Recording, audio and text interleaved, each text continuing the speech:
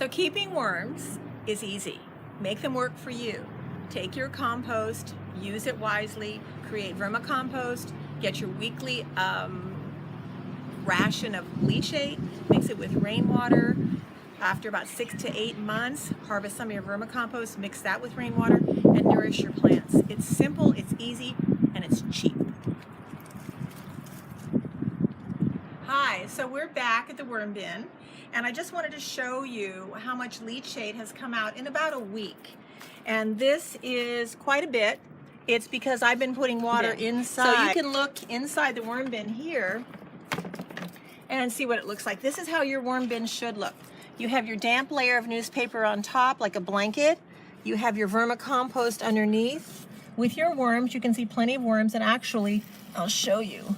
There are a lot of worms. And so now, we're gonna take out the solid compost. And as you can see, we have a lot of worms. They're wiggling around, they're happy, and there is a lot of vermicompost as well. I'm gonna put it back in, and now we're gonna harvest the solid vermicompost. We're ready to harvest our solid vermicompost rather than our leachate. So you have two ways. This is the second way. This is a little bit more effort. Now what I found is the best way to do that is the worms are very light sensitive. They don't like the light. So I found this most wonderful tool. This is hand sickle. This is my favorite gardening tool of all time. It's because, again, the worms are light sensitive. I just scrape off the top, and you can see I've pulled back the layer down because they don't like the light. So I've tried other ways. I've tried to take handfuls, but as you can see, this is fabulous because we kind of pulled the newspaper back, and as you can actually see the worms ducking back. So I'll scoop it with my hand sickle, and there aren't any worms in here at all. Just take it out and throw it back in your worm bin. Now you will have a little bit of newspaper, and that's okay. So, there's a worm, so we're gonna just gently let him fall back in. I have almost probably about a quart, possibly. I don't know how much this bread pan holds. You can see I've collected a lot of black gold, as I call it. This is super high in nutrients, great for your garden. You'll just be mixing it with rainwater and maybe in a 5-gallon bucket. Look how gorgeous that is. I mean, black, black, black.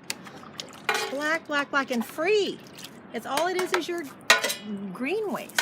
But for me, it's ripe bananas, sometimes other green waste. Now, I don't. So once you've put your rainwater in your 5-gallon bucket, you've dumped in your vermicompost. Now you want to stir it up and get it mixed up a little bit. And it's really easy to stir up. And you'll notice maybe some of the newspaper is floating to the top, and that's perfectly fine. So you just stir it up.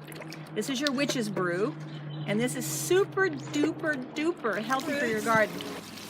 Right where the tomato plant, and you can see how gorgeous it is. As you can see, there's plenty of vermicompost around the roots, around the main stem. So as you can see, I have lots of tomatoes.